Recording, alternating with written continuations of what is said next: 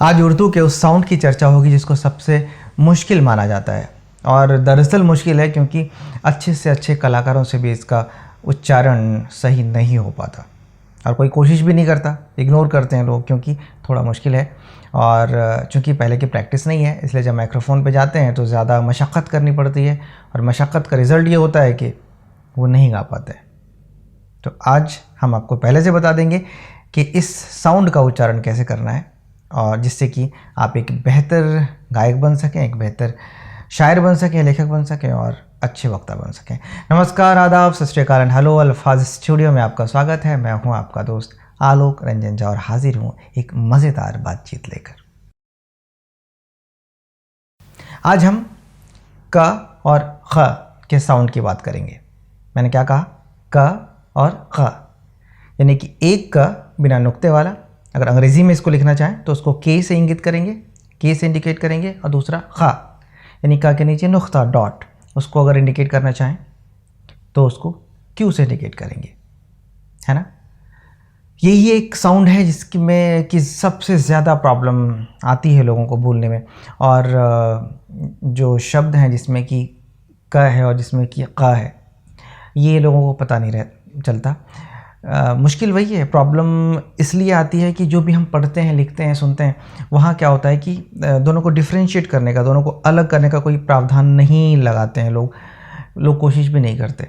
अगर उनको मुलाकात लिखना है तो वो क के नीचे नुक्ता नहीं लगाएंगे, तो इससे कन्फ्यूजन जो होता है, उससे परेशानी होती है। लोगों को समझ नहीं आता है कि हम कहाँ नुक्ता लगाएं, कहाँ नहीं लगाएं, तो यह गलती बढ़ती जाती है और गलती जो है हमारी आदत बन जाती है। हम इसी आदत को सुधारेंगे। आज मैं जो सबसे पहला उदाहरण दूंगा इसका, वो है इश्क और अश्क। इश्क और अश्क। इश्क के क के नीचे नुक्ता है और अश्क के क के नीचे नुक्ता नहीं है।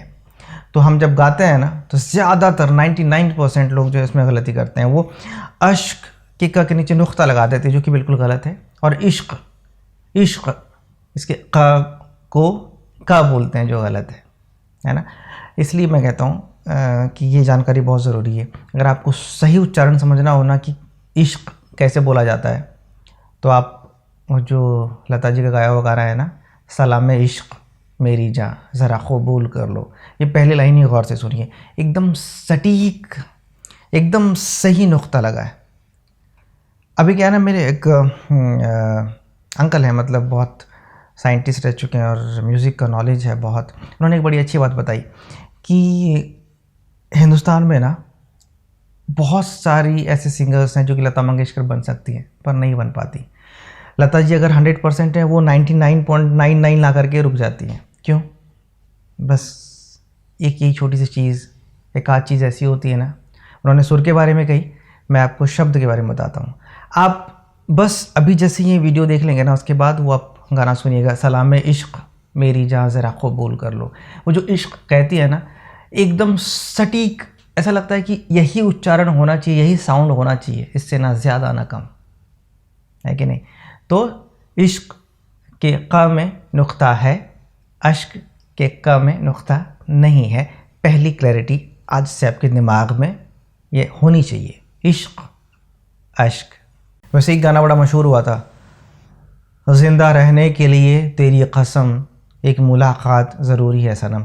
ये इतना ज़्यादा कॉमन हो गया ना, और चूँकि लोगों को पता नहीं है कि साउंड का फ़र्क क्या होता है, तो यहाँ जो है मुलाकात का जो नुक्ता है वो ख़त्म हो गया, बोलते बोलते सुनते सुनते।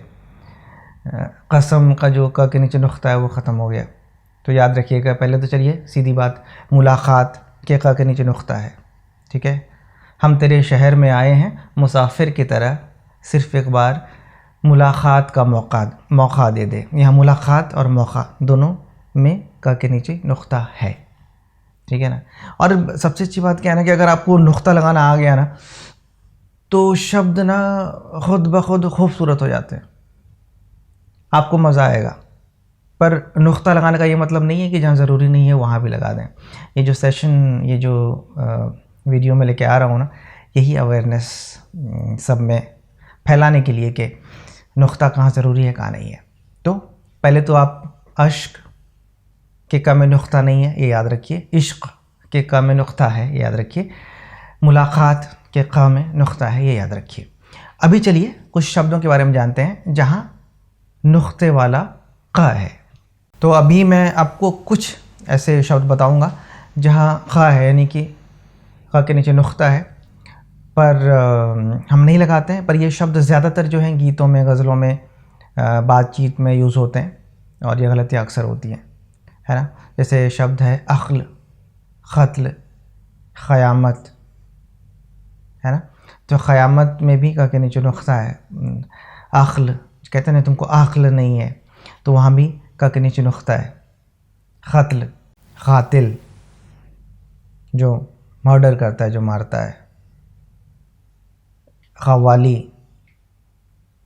क़दर, क़रीब, आशिक़, हक़, क़ाबिल, ये सब ऐसे कुछ शब्द हैं जो बहुत यूज़ होते हैं और इसमें जो है क़ा है, नुक्ते वाला क़ा।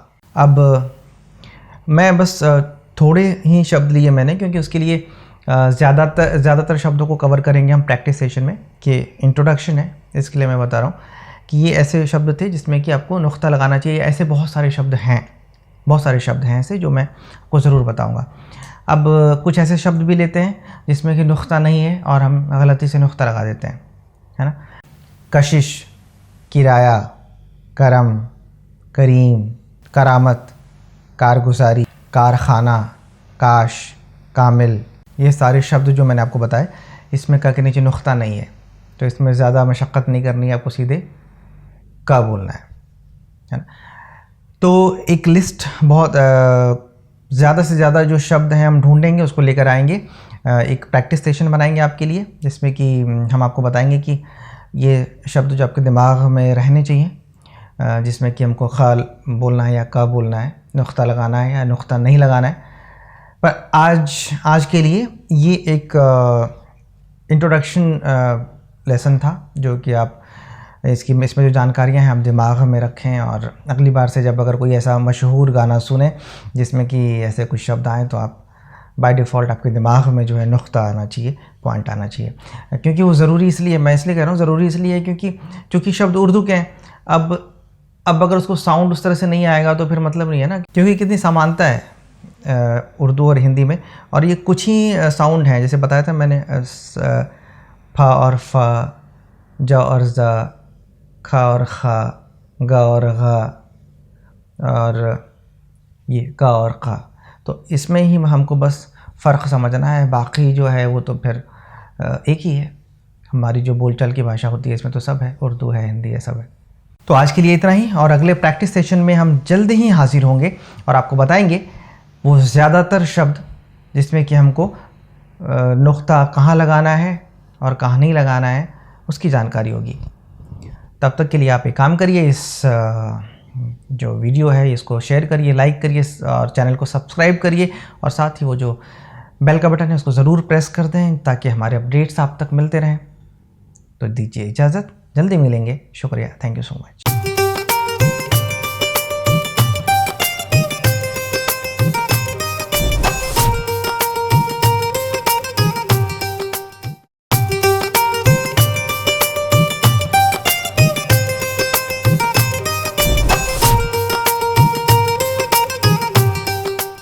दोस्तों, आज की बातचीत का मौजू एक ऐसी गलती है जो अच्छे से अच्छे लोगों से भी हो ही जाती है। आपने अगर गौर किया होगा तो मैंने आपको दोस्तों कहा है, जो सही है। अगर मैं इसी तो के ऊपर एक बिंदी लगा देता तो वो दोस्तों हो जाता और मैं बिल्कुल गलत हो जाता। पर दुनिया आज यही गलती कर रही है। पर कहाँ बिंदी लगाएं, कहाँ नहीं लगाएं, इसी बात की चर्चा के लिए मैं आज आपके बीच हाजिर हूँ। और ये समस्या इतनी बड़ी है, इतनी फैली हुई है कि सरकारी दस्तावेज़ भी इससे नहीं बचे हुए हैं। मैंने एक डाक टिकट में, जो किसी एक बड़े आर्टिस्ट के नाम पर जारी हुआ है, मैंने उस डाक टिकट में भी देखा है कि उन्होंने यही गलती की है। अब क्या गलती की है, कहाँ गलती की है, इसी बात की चर्चा आज हम करेंगे। नमस्कार, आदाब, सत श्री अकाल, हेलो। अल्फाज स्टूडियो में आपका स्वागत है। मैं हूं आपका दोस्त आलोक रंजन झा और हाजिर हूँ एक नई और मज़ेदार गुफ्तगू को लेकर। चलिए ज़्यादा पहेलियाँ नहीं बुझाते हैं और सीधी बात करते हैं। तो आज की बात ये, अगर आप किसी को एड्रेस करते हैं, संबोधित करते हैं, तो आप क्या लिखते हैं? आप ज़रा चेक करिए कि आपने जो लास्ट है वो क्या लिखा हुआ है, फेसबुक पे या ट्विटर पे या कहीं भी क्या लिखा है। आपने दोस्तों लिखा है, आपने मित्रों लिखा है, जो गलत है। संबोधन में कभी भी ओ की मात्रा के बाद डॉट नहीं लगेगा, वहाँ लिखा जाएगा दोस्तों, मित्रों, यारों। और ये ऐसी गलतियाँ आपके लिखने या बोलने तक ही सीमित नहीं है। ये गलतियाँ जो हम लेजेंडरी सिंगर्स के गाने, इतने प्यारे गाने जो हम गाते हैं या फिर उसके पोस्टर्स बनाते हैं, उसके बारे में लिखते हैं, वहाँ भी ये गलतियाँ हम करते हैं। तो चलिए आज मैं आपको ये सारी बातें बताता हूँ कि कहाँ हमें ये गलती नहीं करनी चाहिए। अगर हमें मित्रों लिखना है तो कहाँ लिखें, मित्रों लिखना है तो कहाँ लिखें, यारों लिखना है तो कहाँ लिखें, और यारों लिखना है तो कहाँ लिखें। तो चलिए आज का जो पहला उदाहरण है वो हमारे आपके साथ शुरू करते हैं। अगर मैं आपको एड्रेस करता हूँ, संबोधित करता हूँ, तो मैं कहूँगा दोस्तों, साथियों, मित्रों, यारों। यहाँ जो वो नेज़ल साउंड है ना वो नहीं आएगा। ऊपर जो वो बिंदी का जो साउंड होता है ना, नाक की ध्वनि जो होती है ऊँ वाली, वहाँ साउंड नहीं आएगा अगर हम संबोधन की बात करें, अगर हम संबोधित कर रहे हो तो। अब आपसे और मुझसे जुड़ा हुआ ही एक मैं सेंटेंस बनाता हूँ, एक वाक्य बनाता हूँ कि मेरे दोस्तों ने मुझे अल्फाज स्टूडियो शुरू करने की सलाह दी। तो यहाँ दोस्तों के ऊपर डॉट है, जहाँ साउंड क्या होगा, दोस्तों। संबोधन में दोस्तों नहीं होगा और मुझे मेरे दोस्तों ने ये काम करने के लिए कहा, तो यहाँ जो है दोस्तों के ऊपर जो नेज़ल साउंड है ना, वो जो नाक की ध्वनि है ना, जो बिंदी का साउंड होता है, वो होगा। इसके लिए ये ध्यान रखिएगा कहीं भी। अभी ये तो हमारी आपकी बात हो गई। अब कोई भी संबोधन हो, कोई भी, अगर आप मित्रों लिखते हैं, यारों लिखते हैं, साथियों लिखते हैं, दोस्तों लिखते हैं, सब में यही रूल होगा, क्योंकि संबोधन तो संबोधन है ना। लोगों ने अनर्थ क्या किया है मैं आपको बताता हूँ। एक लता जी का गाया हुआ अमर गीत है, अमर गाना है, ऐ मेरे वतन के लोगों। आप कहीं भी अगर कोई इश्तिहार देखते हैं, न्यूज़पेपर में देखते हैं, अगर किसी प्रोग्राम का नाम ऐसा है ऐ मेरे वतन के लोगों, तो लोगों के ऊपर जो है ना वो लोग बिंदी लगा देते, लोगों हो जाता है, जो गलत है। और वो मैंने जो बात की थी ना कि मैंने एक डाक टिकट में देखा था कि ऐसा लिखा हुआ है, जी हाँ, ये इसी गाने के बारे में, इसी गाने का जो बोल है ना, ये ऐ मेरे वतन का टाइटल जो है, वो टाइटल लिखा हुआ था, उसमें लोगों लिखा हुआ था। अब पता नहीं किसके निर्देशन में ऐसा किया गया या फिर ऐसी गलती कैसे रिलीज़ कर दी गई, मतलब लोगों तो कैसे पहुंचा दिया गया ये डाक टिकट, ये मुझे पता नहीं। तो ये बहुत बड़ी गलती है, ये बहुत बड़ी गलती है। और मैंने कितने अच्छे लोगों को देखा है ये लिखते हुए, जिन्होंने कि अगर मैं फिल्मी दुनिया की बात करूँ, हिंदी फिल्म, तो इसमें अच्छे राइटर्स जिनके बहुत सारे सुपरहिट गाने आ चुके हैं, अच्छा लिखते भी हैं, पर उनको जब मैं फेसबुक पे और ट्विटर पे और यहाँ वहाँ संबोधित करते हुए, संबोधन लिखते हुए देखता हूँ, तो वो भी मित्रों लिखते हैं, दोस्तों लिखते हैं, यारों लिखते हैं। पता नहीं या इन गलतियों को वो नज़रअंदाज करते हैं या फिर कभी ध्यान नहीं दिया, ये भी हो सकता है। पर हम और आप आज से इस बात का ध्यान रखेंगे कि जहाँ संबोधन हो, जहाँ एड्रेस करना हो, वहाँ डॉट नहीं होगा, मित्रों नहीं, मित्रों। मुझे मेरे मित्रों के साथ घूमने जाना है, ये सही है। मुझे मेरे दोस्तों के साथ बाहर जाना, ये सही है। पर मित्रों, आज मैं आपसे रूबरू हूँ, तो ये मित्रों होगा, बिना डॉट वाला। अब बारी है कुछ फिल्मी गानों की, जिनके बारे में हमेशा ही हम गलत लिखते हैं। मैं तो कहता हूँ जो बड़ी बड़ी कंपनीज़ हैं, म्यूज़िक कंपनीज़ हैं, वो भी अगर टाइटल लिखती हैं, वो भी गलत लिखती हैं। न्यूज़पेपर्स में गलत लिखा जाता है। मैं अपनी बात कहूँ तो मैं एक प्रोफेशनल होस्ट भी हूँ, मतलब जो प्रोग्राम्स होते हैं, स्टेज शोज़ होते हैं, मैं होस्ट भी किया करता हूँ। तो आप यकीन नहीं करेंगे कि मैंने कुछ ऐसे प्रोग्राम्स छोड़े हैं जिसमें कि या तो इनविटेशन का या तो फिर पोस्टर में बहारों फूल बरसाओ की जगह बहारों फूल बरसाओ लिखा गया था।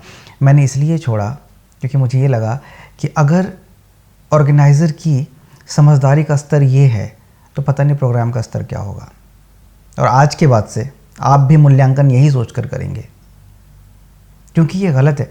आप अगर इतने लेजेंडरी सिंगर का, रफ़ी साहब का गाना आप स्टेज पे परफॉर्म कराने वाले हैं, आपको उसका टाइटल नहीं मालूम है। इस गाने में बहारों को कहा जा रहा है, एड्रेस किया जा रहा है कि बहारों को कहा जा रहा है, बहारों फूल बरसाओ मेरा महबूब आया है।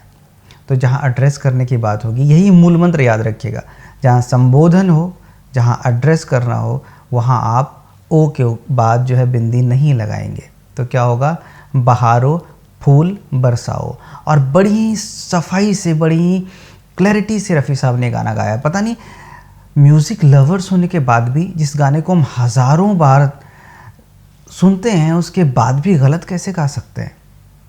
जहाँ तक जो कॉम्प्लिकेटेड नुक्ते की बात होती है, अगर का के नीचे ख, तो ये सब चीज़ें तो चलिए कि प्रैक्टिस की बात है, पर जहाँ बहारों बोला जा रहा है, आप उसको बहारों कैसे बोल सकते हैं, आप उसको बहारों कैसे लिख सकते हैं। ये तो बहुत बेसिक सी बात है। तो मैं ये किसी का मजाक नहीं उड़ा रहा, किसी की निंदा नहीं कर रहा, पर मैं ये कह रहा हूँ कि इस छोटी सी गलती को नज़रअंदाज मत करिए, आज से सुधार कीजिए। वो उस गाने का जो टाइटल है वो है बहारों फूल बरसाओ, बहारों नहीं है, बहारों। तो मैं कुछ एक फिल्मी गानों का उदाहरण दे रहा हूँ जिसमें कि लोग अक्सर गलतियाँ करते हैं। पहला तो मैंने बताया कि ऐ मेरे वतन के लोगों, यहाँ ये होना चाहिए, लोगों गो के ऊपर बिंदी नहीं होनी चाहिए, क्योंकि आम वतन के लोगों को जो है कवि प्रदीप एड्रेस कर रहे हैं, संबोधित कर रहे हैं कि ऐ मेरे वतन के लोगों ज़रा आँख में भर लो पानी। तो यहाँ बिंदी नहीं होगी, यहाँ लोगों होगा। दूसरा एग्जाम्पल जो मैंने बताया, रफ़ी साहब का गाना बहारों फूल बरसाओ, बहारों ऊपर डॉट नहीं, बहारों फूल बरसाओ, क्योंकि बहारों को संबोधित किया जा रहा है ना। वैसे मुकेश इतने महान गायक हुए हैं, उनका गाना है बड़ा मशहूर, मुझको यारो माफ़ करना मैं नशे में हूँ। तो मुझको यारो, तो यहाँ यारों नहीं होगा। कहीं भी अगर किसी ने लिखा है तो सीधे उसको कहिए कि आपने गलत लिखा है, आपने गलत लिखा है, ये जिम्मेदारी लीजिए, क्योंकि आप इस कला के फील्ड से ताल्लुक़ रखते हैं। अगर नहीं रखते तो कोई बात नहीं, अगर आप रखते हैं तो इसको जो है सहेज के रखना हमारी जिम्मेदारी है। तो मुझको यारों नहीं, मुझको यारो माफ़ करना मैं नशे में हूँ। वैसे ही आशा जी का एक गाना याद करिए, लोगों ना मारो इसे, यही तो मेरा दिलदार है। लोगों, यहाँ भी बिंदी नहीं होगी। मतलब मूल मंत्र वही याद रखिएगा हमेशा, जहाँ एड्रेस करना हो वहाँ ओ के बाद जो है बिंदी नहीं होगी, वहाँ नेज़ल साउंड नहीं होगा, वहाँ नाक की ध्वनि नहीं होगी। लोगों ना मारो इसे, यही तो मेरा दिलदार है। अब कुछ नए गानों की तरफ आ जाते हैं। यारो दोस्ती बड़ी ही हसीन है, यहाँ भी यारों को एड्रेस किया जा रहा है, याद रखिएगा। अब दोनों का जो प्रयोग है ना आपको सामने आ रहा है, यारों को एड्रेस किया जा रहा है, इसलिए यारो लिखा जा रहा है। यारो दोस्ती बड़ी ही हसीन है, ये ना हो तो क्या फिर ये ज़िंदगी है। वैसे ही एक मशहूर गाना है, मेरे देश प्रेमियों आपस में प्रेम करो। तो यहाँ भी देश प्रेमियों को एड्रेस किया जा रहा है, इसलिए मेरे देश प्रेमियों होगा, इसमें प्रेमियों के ऊपर कोई बिंदी नहीं है ना। एक और 90s में अगर जाएंगे तो एक गाना है, वो भी बहुत खूबसूरत गाना है, आया हूँ यारो दिल अपना लेके। तो यहाँ भी जो आया हूँ यारो है ना, तो यारो के ऊपर बिंदी नहीं है, क्योंकि एड्रेस कर रहे हैं। ये तो मैंने कुछ एग्जाम्पल्स लिए ताकि आपके जहन में ये बात बैठ जाए कि गानों में भी अलग अलग भाव से गाने लिखे जाते हैं, कभी डायरेक्ट, कभी इनडायरेक्ट, कभी उपमाएँ होती हैं, कभी डायरेक्ट कन्वर्सेशन होता है। तो ये सब जो संबोधन वाली बातें हैं, तो वहाँ तो डायरेक्ट बातचीत है ना, सीधी बातचीत है, किसी को एड्रेस कर रहे हैं, है ना। तो इन सब केसेस में अगर डायरेक्टली एड्रेस कर रहे हैं तो वहाँ अगर ओ लगाया हुआ है तो उसमें डॉट नहीं होगा। अब कुछ ऐसे फिल्मी गाने जिसमें कि ओ के बाद बिंदी लगी है, मतलब कि नेज़ल साउंड होगा, नाक की ध्वनि होगी। पहला गाना, बहारों ने मेरा चमन लूट कर। किसने? बहारों ने। यहाँ बहारों को एड्रेस नहीं किया गया है, कहानी बताई जा रही है कि मेरा चमन किसने लूटा? बहारों ने। मेरा घर किसने लूटा? चोरों ने। तो बहारों ने मेरा चमन लूट कर, तो यहाँ रो होगा, रो के ऊपर एक बिंदी होगी जो कि नेज़ल साउंड प्रोड्यूस करेगा और वो हो जाएगा शब्द बहारों। एक और बड़ा प्यारा गाना है, ए फूलों की रानी बहारों की मलिका। किसकी रानी? फूलों की। तो यहाँ बता रहे हैं किसकी रानी है वो? फूलों की रानी है। इसके लिए लो के ऊपर जो है बिंदी है, यहाँ भी नेज़ल साउंड हो रहा है। किसकी मलिका है वो? बहारों की मलिका है। तो इसलिए बहारों नहीं होगा क्योंकि यहाँ एड्रेस नहीं कर रहे हैं। एड्रेस में पूरा आएगा ए फूलों की रानी। ये एक एड्रेस, मतलब एक संबोधन ये हुआ, दूसरा हुआ बहारों की मलिका, है कि नहीं? तो फूलों के ऊपर डॉट रहेगा, बहारों के ऊपर डॉट रहेगा, बिंदी रहेगी, इसलिए साउंड होगा फूलों और बहारों। एक बड़ा ही प्यारा गीत है, लहरों की तरह यादें। यहाँ भी लहरों को संबोधित नहीं किया गया है, बताया जा रहा है कि यादें किसकी तरह हैं? लहरों की तरह हैं। इसके लिए लहरों के ऊपर जो है, रो के ऊपर जो है डॉट होगा, बिंदी होगी और वो साउंड नाक वाली ध्वनि होगी। और कैसा साउंड होगा? लहरों, लहरों की तरह यादें। कुछ तो लोग कहेंगे लोगों का काम है कहना। ठीक है, किसका काम है कहना? लोगों का। इसके लिए लोगों है, लोगो नहीं है, लोगो नहीं है, क्योंकि लोगो तब होता अगर संबोधन होता। यहाँ चूंकि संबोधन नहीं है, एड्रेस नहीं कर रहे हैं, इसलिए लोगों का काम है, साउंड होगा लोगों। बहुत ही खूबसूरत गीत है, नफ़रत करने वालों के सीने में प्यार भर दूं। किसके सीने में? नफ़रत करने वालों के। तो यहाँ भी संबोधन नहीं है, बता रहे हैं कि नफ़रत करने वालों के सीने में प्यार भर दूं। इसके लिए लो के ऊपर बिंदी है और साउंड होगा वालों। वैसे ही आज के ज़माने का एक थोड़ा सा पुराना गाना है, देखने वालों ने क्या क्या नहीं देखा होगा। तो यहाँ देखने वालों है क्योंकि संबोधन नहीं है। किसके बारे में बोल रहे हैं? देखने वालों ने क्या क्या नहीं देखा होगा, इसलिए वालों का जो साउंड होगा ना वो नेज़ल होगा, वालों होगा वो। तो ऐसे कितने ही गाने हैं, कितनी ही बातें हैं जिसमें कि हम ये गलतियाँ करते हैं या सब लोग ये गलतियाँ करते हैं। तो पहला सेक्शन जो मैंने बताया आपको कि मित्रों संबोधन वाली बात, तो वो तो ज़्यादातर, मैं तो कहता हूँ कि 99% से ज़्यादा लोग ये गलतियाँ करते हैं कि वो मित्रों ही लिखेंगे, दोस्तों ही लिखेंगे। तो ये मैं तीसरी या चौथी बार बता रहा हूँ आपको इस पूरे एपिसोड के दौरान कि एक ही मूल मंत्र, एक ही जो है रूल, एक ही नियम याद रखिए। अगर आप किसी को एड्रेस कर रहे हैं, किसी को संबोधित कर रहे हैं, तो उसमें ओ के ऊपर डॉट नहीं लगाएंगे, नहीं लगाएंगे, नहीं लगाएंगे। और अगर कोई लगाता है तो आप उसको बता सकते हैं कि भाई अगर आप संबोधित कर रहे हो तो उसमें मित्रों, यारों, दोस्तों, साथियों लिखो, उसके ऊपर डॉट मत लगाओ, नेज़ल साउंड क्रिएट मत करो वहाँ। तो आज से आपकी कोशिश यही रहनी चाहिए कि आप अपने आसपास जो भी पढ़ते हैं, लिखते हैं, देखते हैं, सुनते हैं, और ख़ास तौर पर जब किसी का भाषण या स्पीच सुनते हैं, तो आपको ये असेसमेंट तो करना ही पड़ेगा, आपको ये मूल्यांकन तो करना ही पड़ेगा कि कौन कितना मैच्योर है, कौन कितना समझदार है, क्योंकि पहला ही शब्द डिफ़ाइन कर देगा कि वो कितनी गहराई में बातें कर सकता है। सीधी सी बात है, कोई भी परफेक्ट नहीं होता है, पर ये छोटी छोटी चीज़ें जो है ना हमारे व्यक्तित्व को दिखाती हैं, दर्शाती हैं कि हम कितने संवरे हुए हैं। तो 100% तो नहीं, पर जहाँ तक हो सके हमें कोशिश करनी चाहिए।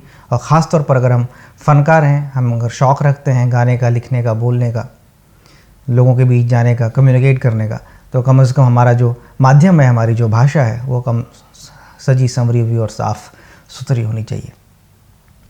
ऐसी कितनी बातें हैं जो मैं आसपास देखता हूँ, गौर करता हूँ, और फिर मुझे लगता है कि अगर ये आपको बताने लायक हैं तो मैं लेकर आता हूँ, रिसर्च करता हूँ। तो मेरी कोशिश हम सब के लिए यही रहती है कि कुछ बेहतर करें, और आपसे बस इतनी दरख्वास्त है कि आप इस चैनल को, अल्फाज स्टूडियो चैनल को सब्सक्राइब तो कर ही लें, इसके साथ ही साथ इसके वीडियोस को दूर दूर तक पहुंचाएं, शेयर करें, लाइक करें, कमेंट्स करें, और वो जो बेल का बटन एक है उसको ज़रूर प्रेस कर दें, जिससे कि हमारे अपडेट्स सबसे पहले आप तक पहुंच जाएंगे। और जल्दी ही किसी और जानकारी के साथ मैं आपसे मिलूँगा। तब तक के लिए अपने दोस्त आलोक रंजन झा को दीजिए इजाज़त। शुक्रिया।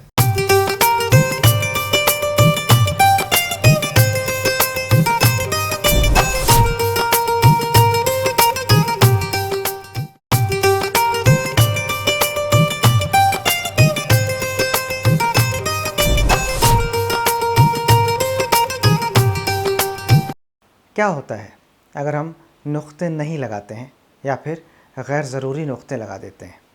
आज के इस एपिसोड में हम नुक्तों की अहमियत पर चर्चा करेंगे। नमस्कार, आदाब, सत श्री अकाल एंड हेलो। अल्फाज स्टूडियो में आपका स्वागत है और मैं हूं आपका दोस्त आलोक रंजन झा। आज फिर से हाजिर हूं एक नई गुफ्तगू लेकर। जब हम उर्दू के अल्फाज को देवनागरी लिपि में लिखते हैं तो उर्दू और हिंदी के साउंड के फ़र्क को समझने के लिए हम नुक्तों का प्रयोग करते हैं। पर आजकल मुश्किल ये है कि अगर हम न्यूज़ चैनल्स में देखें, हिंदी न्यूज़ चैनल्स में, या फिर अगर हम अखबार पढ़ते हैं या फिर जो न्यूज़ चैनल्स के वेब पोर्टल्स होते हैं उस पर जाते हैं, तो हमें नुक्तों का पता नहीं चलता, क्योंकि ये जो संस्थाएं हैं ये भी शब्दों के नीचे नुक्ते सही जगह पर नहीं लगाते। कभी कभी क्या होता है कि या तो उन्होंने कहीं तो लगा दिया, ख़ास तौर पे ज और ज़ में ज़्यादातर लोग लगाते हैं, पर बाकी जो साउंड हैं उनमें ये लोग नहीं लगाते, जिससे हम पढ़ने वालों को, सुनने वालों को ये दिक्कत होती है, ये कन्फ्यूजन होता है कि आखिर हम जब बोलें या पढ़ें शब्दों को तो कहाँ नुक्ते लगाएं, कहाँ नहीं लगाएं। और इस चक्कर में गलती ये होती है कि हम जहाँ नहीं लगाना होता है वहाँ नुक्ते लगा देते हैं, और जहाँ लगाना होता है वहाँ हमसे छूट जाते हैं। पर अगर सच्चे अर्थ में उनको अगर सुना जाए तो अगर आपने गलत नुक्ते लगाए हैं तो वो अर्थ कब का बदल चुका है। तो ऐसे ही कुछ इंटरेस्टिंग शब्द, ऐसे कुछ अल्फाज लेकर मैं आपके बीच आया हूँ आज, जो आपको ये बताएगा कि अगर आपने इनको गलत तरीके से बोला, थोड़ी सी भी चूक हो गई, तो किस तरह से अर्थ का अनर्थ हो जाएगा। जैसे कि एक शब्द होता है गाली। गाली का मतलब हम सबको पता है, गाली मतलब अपशब्द। हम गुस्से में अगर किसी को अपशब्द कहें तो वो गाली होती है। पर अगर आपने गलती से भी ग के नीचे नुक्ता लगा दिया तो वो क्या हो जाएगा? गाली। और गाली का मतलब होता है बहुत प्यारा, कीमती। इसलिए जब भी आप गाली दें तो उसके नीचे नुक्ता ना लगाएं, नहीं तो वो अपशब्द से कब का बदल जाएगा। एक बहुत ही कॉमन सा वर्ड है, आप सब बोलते होंगे, मैं भी बोलता हूँ, वो है जलील। जलील को हम लोग कभी कभी जलील भी बोल देते हैं। कितना जलील इंसान है, जनरली ये होना चाहिए, कितना जलील इंसान है, मतलब नीच, घटिया, गिरा हुआ, उसको जलील कहते हैं।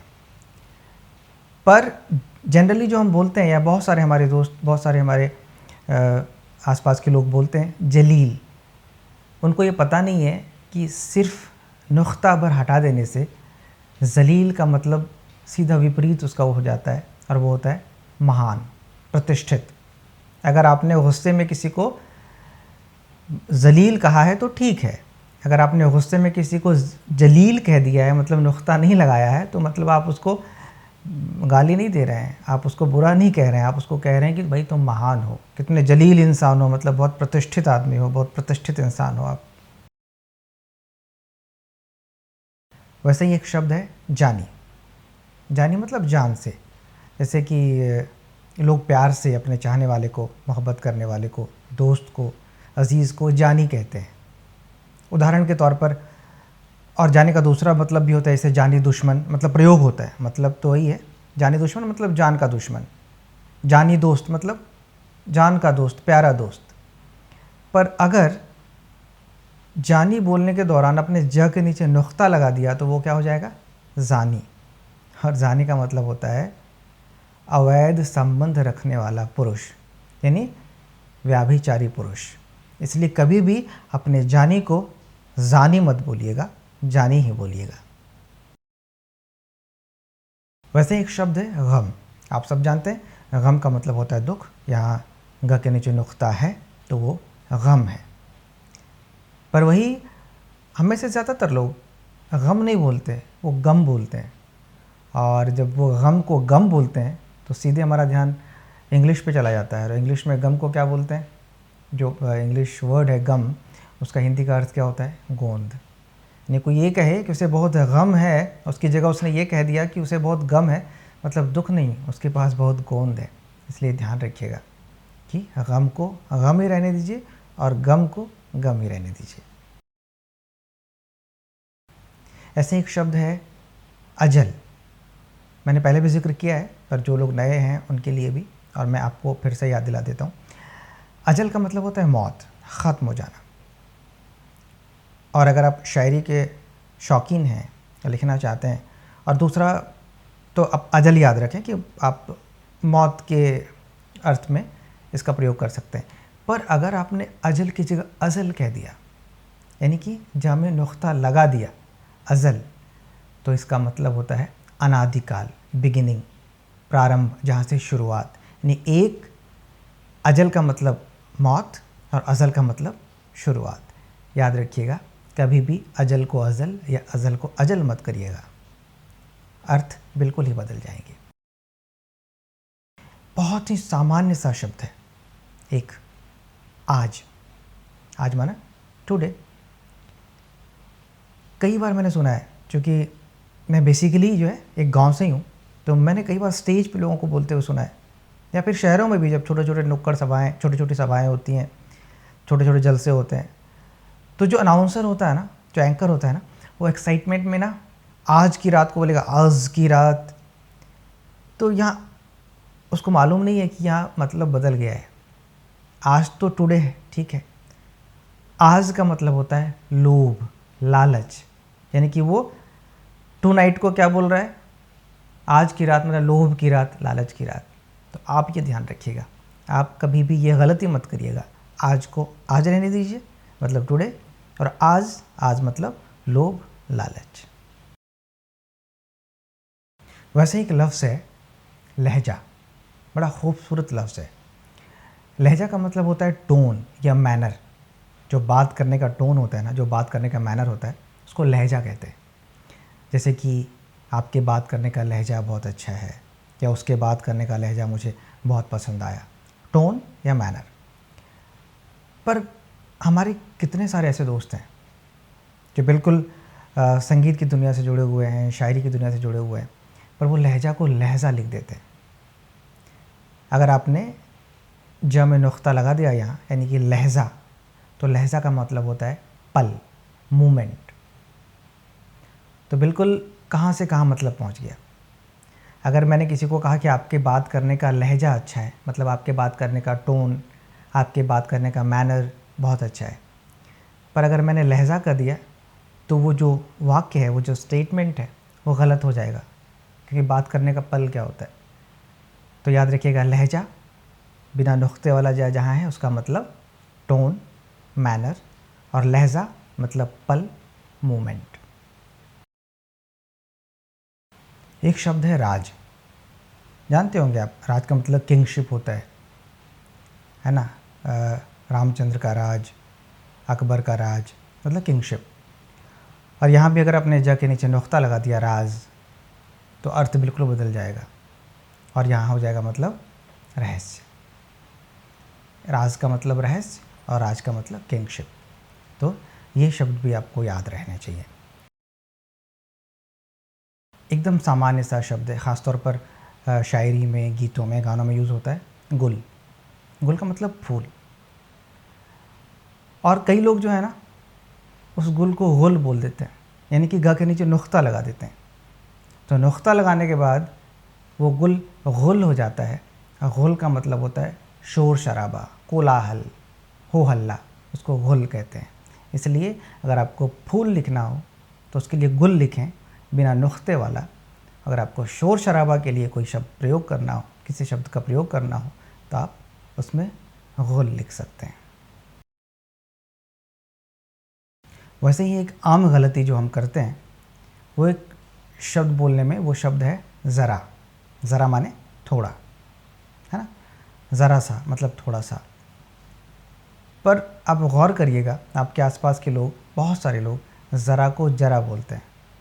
जरा शब्द भी होता है, पर वो जिस अर्थ में उसको बोल रहे होंगे वो गलत होगा, क्योंकि जरा का मतलब होता है उम्र।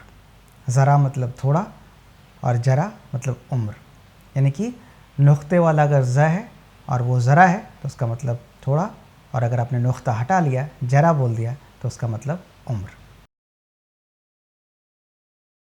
ज़म, ज़म का मतलब होता है मतलब बुराई, निंदा, अश्लीलता।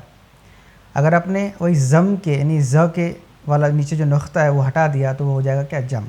और जम का सीधा मतलब है जमना, जम जाना, तो इसलिए ज़म और जम।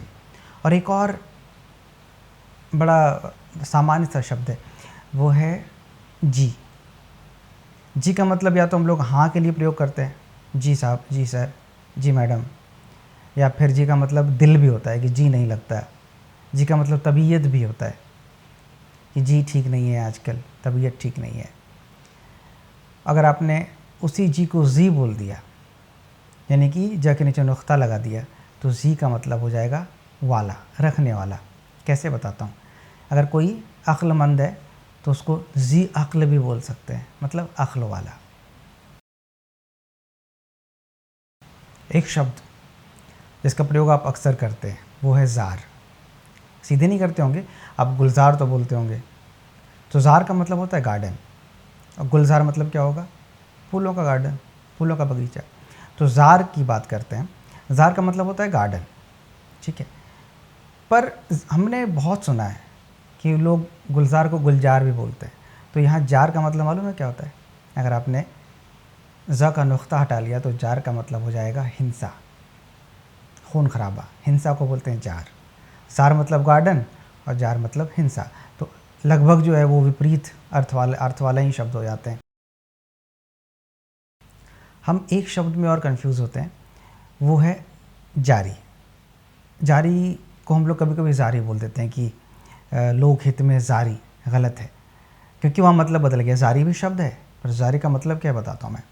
पहले तो जारी का मतलब होता है लगातार, कंटिन्यू, है ना।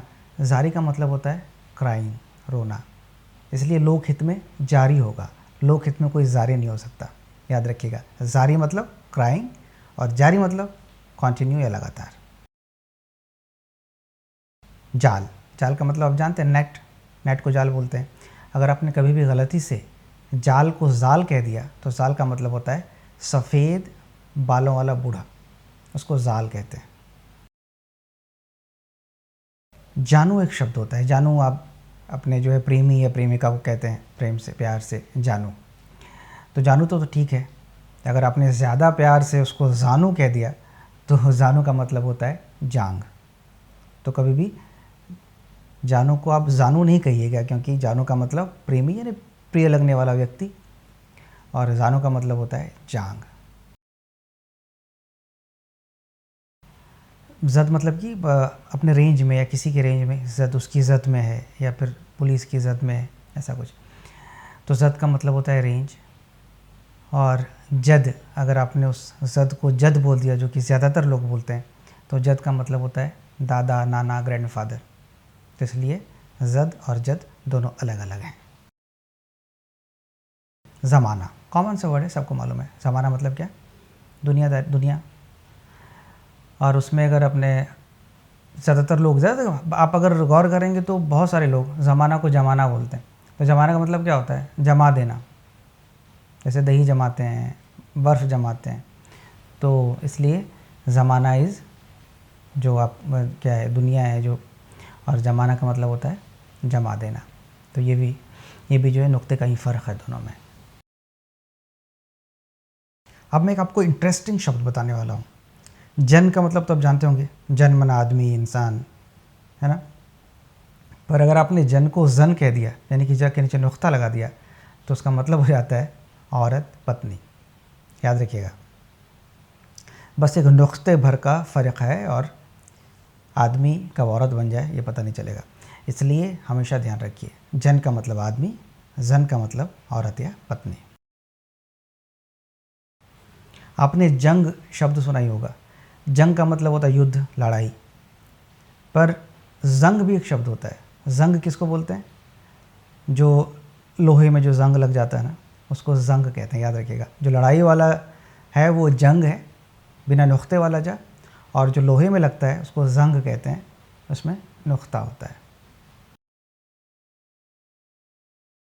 एक और शब्द है जिसमें हम कंफ्यूज रहते हैं हमेशा, मैं भी कुछ वक्त पहले तक था ही, मतलब 5-6 साल पहले तक, वो है जेब। जेब का मतलब होता है पॉकेट, और एक उसी में अगर आपने नुक्ता लगा दिया जा में तो हो जाएगा जेब। जेब का मतलब होता है गहना। तो आपके पॉकेट को जेब कहते हैं, और जो गहना होता है या सौंदर्य के मीनिंग के लिए भी कभी कभी यूज़ होता है, उसको जेब कहते हैं। वैसे एक शब्द होता है गल्ला। गल्ला का मतलब होता है झुंड, है ना। और अगर आपने इसमें नुक्ता लगा दिया तो वो हो जाएगा गल्ला। गल्ला का मतलब होता है अनाज या फिर धन पेटी। मतलब एक बक्सा होता है ना दुकानदारों के पास जिसमें वो पैसे रखते हैं, उसको गल्ला बोलते हैं, उसको गल्ला नहीं बोलते। जिन आपने ज़्यादातर यही सुना होगा, गल्ला गल्ला नहीं। गल्ला का मतलब झुंड, और गल्ला का मतलब धन पेटी या अनाज। वैसे ही एक शब्द है जहर। जहर तो आप जानते हैं, पॉइजन, पर वहाँ भी लोग जो है जहर बोलते हैं, बहुत सारे लोग जहर बोलते हैं। तो जहर का मतलब होता है, एक्चुअली ह और र मिला हुआ है, तो जहर, जहर का मतलब होता है ऊंची आवाज़ में बोलना, और जहर मतलब पॉइजन। इसलिए जहर और जहर दोनों के मतलब बिल्कुल अलग है। फ़र्ज़, फ़र्ज़ का मतलब क्या होता है? ड्यूटी। ये मेरा फ़र्ज़ है, ये पुलिस का फ़र्ज़ है, ये नौजवानों का फ़र्ज़ है। तो फ़र्ज़ का मतलब ड्यूटी होता है। अब यहाँ क्या है, फ और ज दोनों में नुक्ता लगा है, इसलिए फ़र्ज़ है वो। पर अगर आपने यहाँ ज से नुक्ता हटा लिया तो क्या हो जाएगा? वो फ़र्ज। फ़र्ज का मतलब होता है औरत का जननांग। तो फ़र्ज़ को फ़र्ज़ बोलिएगा, फ़र्ज का मतलब बिल्कुल अलग है। मैं आपको पहले ही बता चुका हूँ कि फ्लावर को फूल बोलते हैं, फूल बोलना चाहिए, है ना। फूल, फा, यानी कि आपके जो होंठ हैं वो मिलने चाहिए। और उसको अगर आप फूल बोलते हैं, मतलब ज़्यादातर लोग तो बोलते ही हैं, तो अगर उसको फूल बोलेंगे, फूल का मतलब क्या होता है? मूर्ख। तो गेंदा का फूल होता है, गेंदा का फूल नहीं होता है। तो ये फ़र्क है, यानी कि अगर फा के नीचे नुक्ता लगाया आपने तो हो जाएगा क्या? फूल। फूल माने अंग्रेज़ी वाला फूल, मूर्ख। दोस्तों ये कुछ ऐसे शब्द थे जिनमें कि हमें नुक्ता कहाँ लगाना है, कहाँ नहीं लगाना, ये जानना बहुत ज़रूरी है, क्योंकि बहुत आम शब्द हैं और हमसे जो है रोज़ कहीं ना कहीं रूबरू होते हैं। तो मैं और भी शब्द लेकर आऊँगा। वैसे मैंने इसमें कुछ ही साउंड की चर्चा की थी, बाकी साउंड की भी चर्चा करेंगे। ऐसे बहुत सारे शब्द मैं जमा कर रहा हूँ, ढूंढ रहा हूँ, जो आपके लिए लेकर आऊँगा। आपको बताऊँगा कि हमें यहाँ नुक्ते की गलती बिल्कुल नहीं करनी है, क्योंकि अगर करेंगे तो हम जो कहना चाहते हैं उसका वो कह ही नहीं पाएंगे, क्योंकि शब्दों का अर्थ गलत होगा तो जो सेंटेंस है, जो स्टेटमेंट है वो गलत होगा। तो आज के लिए मैं आपसे इजाज़त लूँगा, लेकिन उसके पहले वही दरख्वास्त है कि आप अल्फाज स्टूडियो चैनल को सब्सक्राइब करें, इसके वीडियोस को शेयर करें, खूब शेयर करें, अपने हम ख्यालों, अपने दोस्तों या फिर जो भी कदरदान हैं हुनर के, आर्ट के, शब्दों के, उन तक पहुँचाएँ। कमेंट्स ज़रूर लिखें, लाइक करें, और वो जो बेल का बटन है, घंटी का निशान है, उसको ज़रूर दबा दें ताकि जो भी हमारे अपडेट्स हैं वो आपको तुरंत मिल जाएं। आज के लिए आपसे इजाज़त चाहूँगा, पर अगले एपिसोड में बहुत जल्द मिलेंगे। तब तक के लिए शुक्रिया, बाय बाय, थैंक यू।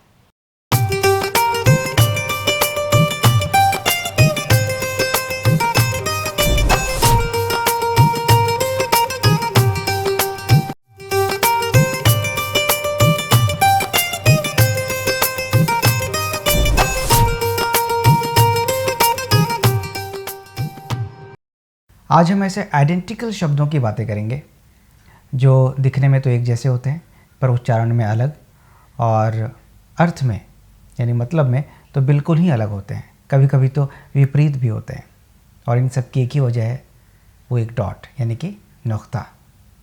ऐसे कितने ही शब्द हैं जो आप लापरवाही में बोल तो देते हैं पर आपको इसका सही मतलब नहीं मालूम, और आज जब मैं आपको उनके मतलब बताऊंगा तो यकीन मानिए आप चौंक जाएंगे, क्योंकि आपको एहसास होगा कि अब तक आप कहना क्या चाहते थे और आपने कह क्या दिया था।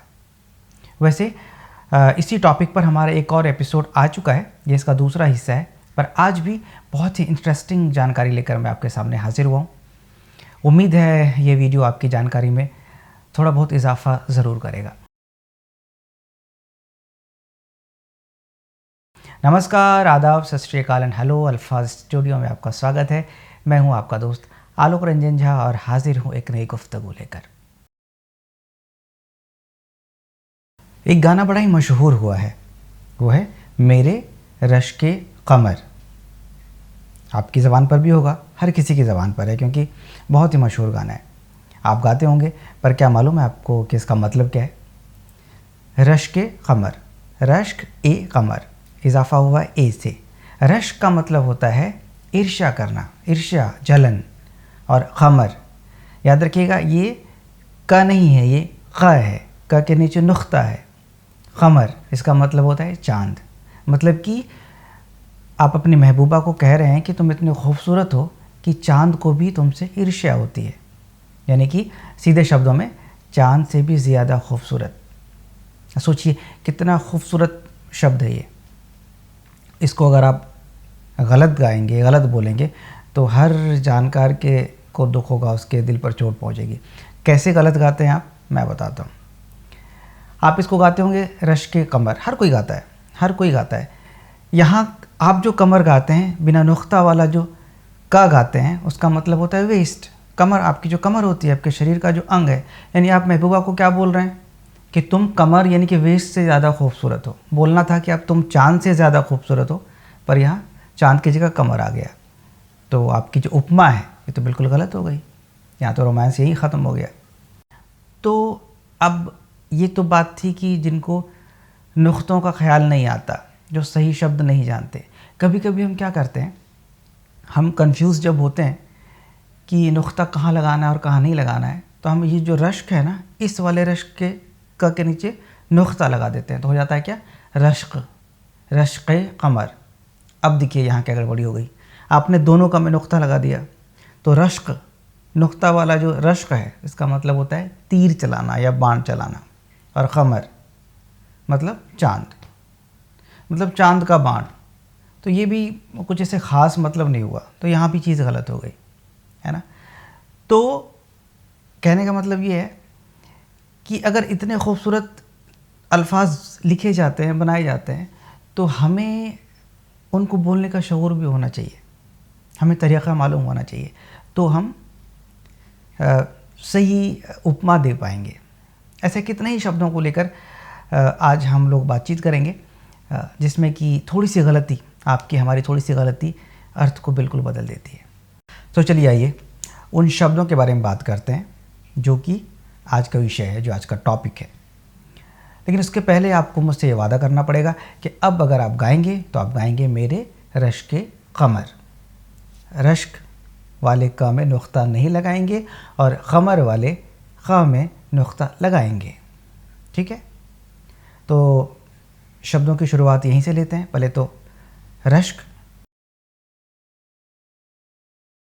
बिना नुख्ते वाला जो रश्क है, उसका मतलब होता है ईर्ष्या या जलन। अब यहाँ नुख्ता लगा देते हैं तो हो जाएगा रश्क, रश्क का, तो इसका मतलब होता है तीर चलाना या बाण चलाना। दूसरा शब्द कमर, कमर का मतलब वेस्ट, आपके शरीर का जो अंग होता है कमर, और उसी कमर के क के नीचे अगर आपने नुख्ता लगा दिया हो जाएगा वो कमर। कमर का मतलब होता है चांद, ठीक है। तो अगर आप शेर व शायरी के शौकीन हैं और अगर आपको चांद का एक ऑप्शन कमर भी आप लिख सकते हैं, पर क के नीचे नुख्ता ज़रूर लगाइएगा। वैसे एक शब्द है नाज। नाज का मतलब होता है गर्व।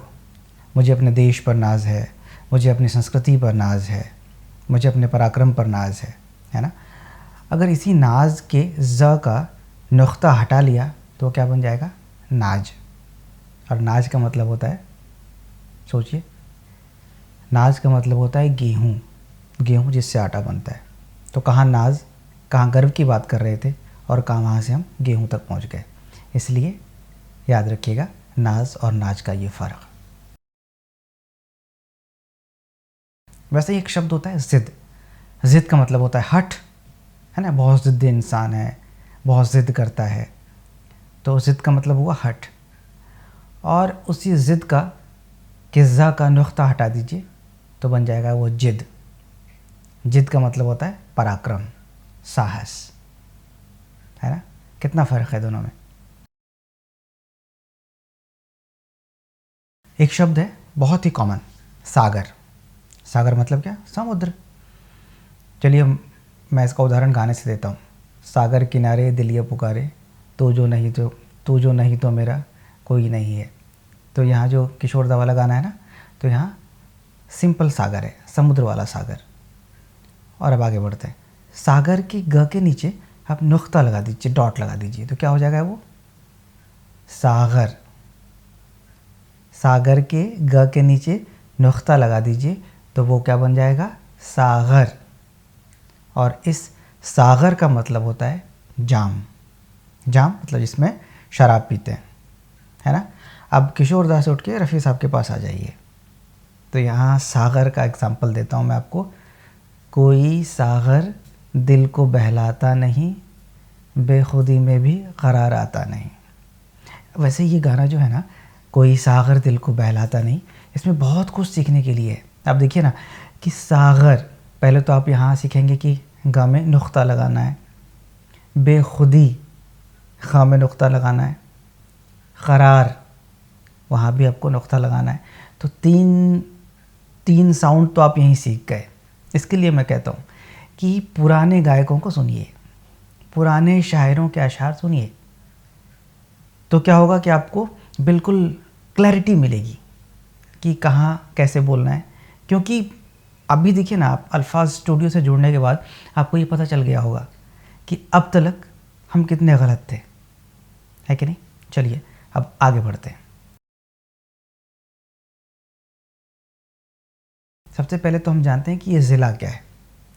जो अंग्रेज़ी का जो शब्द है डिस्ट्रिक्ट, उसका मतलब उर्दू में ज़िला होता है। जो आज तक मैं आप सारी दुनिया जिला कहते आई है। जैसे मैं बिहार के भागलपुर ज़िले का रहने वाला हूँ, पर अब तक मैं क्या कह रहा था, मैं भागलपुर ज़िले का रहने वाला हूँ। जिला और ज़िला दोनों शब्द अलग अलग हैं, दोनों के अर्थ बिल्कुल अलग हैं। तो हम ऐसा इसलिए करते हैं क्योंकि किसी भी डॉक्यूमेंट में, किसी भी कागज़ में कहीं भी नहीं लिखा होगा कि आपका ज़िला कौन सा है, आपका ज़िला कौन सा है।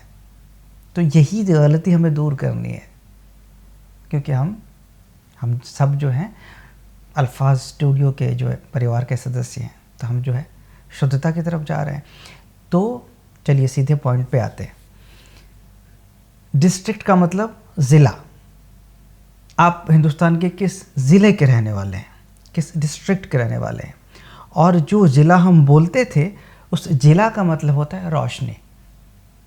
यानी कि नुक्ते वाला ज़ से जो ज़िला बनता है उसका मतलब डिस्ट्रिक्ट, और अगर वो नुक्ता हटा लें ज़िला बन जाता है, उस ज़िला का मतलब होता है रोशनी, लाइट। वैसे एक शब्द है ख़तरा। क्या बोला मैंने, ख़तरा मतलब क के नीचे नुक्ता। तो चलिए गाने से रेफरेंस देता हूँ मैं आपको। आशा जी का गाना है ना, ख़तरा ख़तरा मिलती है, ख़तरा ख़तरा जीने दो ज़िंदगी है। तो वहाँ जो ख़तरा है ना, वो क के नीचे नुक्ता है, उसका मतलब होता है बूंद, ड्रॉप, ख़तरा।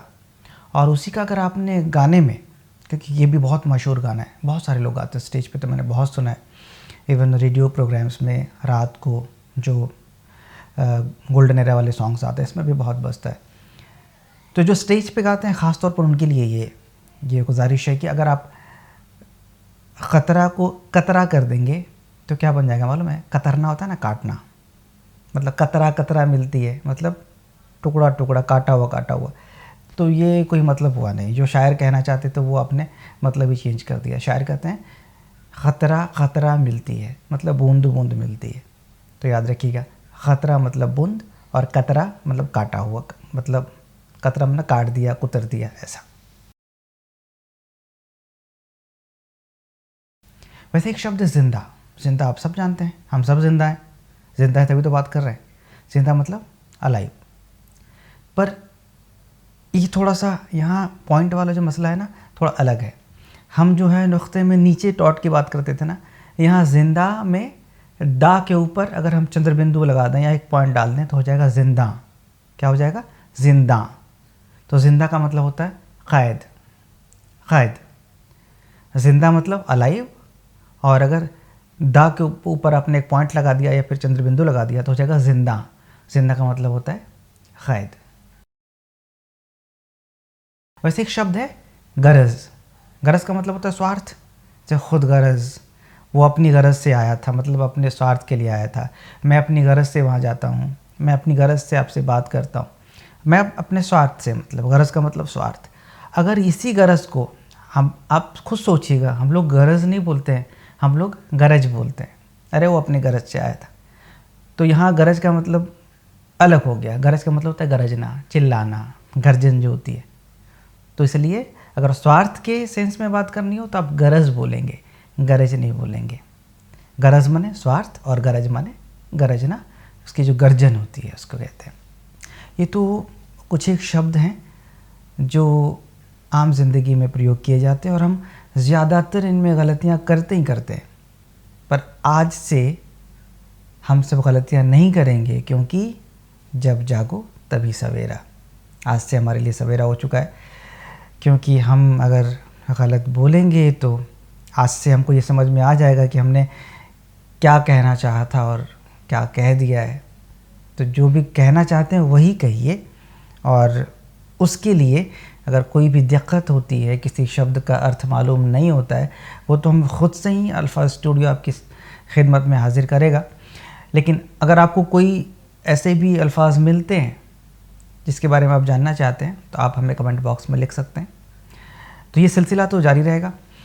हम जल्दी ही एक नए एपिसोड के साथ, कुछ मज़ेदार बातों के साथ हाजिर होंगे आपकी खिदमत में। लेकिन तब तक आपसे वही दरख्वास्त है कि आप अल्फाज स्टूडियो चैनल को सब्सक्राइब करिए, इसके वीडियोस को अपने दोस्तों, अपने हम ख्यालों, अपने यारों, अपने करीबियों तक पहुंचाइए, जहाँ से जहाँ तक पहुंचा पाएँ।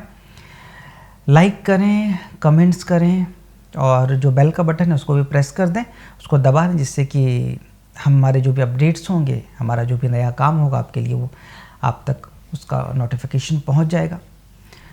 तो जल्दी ही मिलेंगे, तब तक के लिए अपने दोस्त को दीजिए इजाज़त। शुक्रिया, थैंक यू सो मच।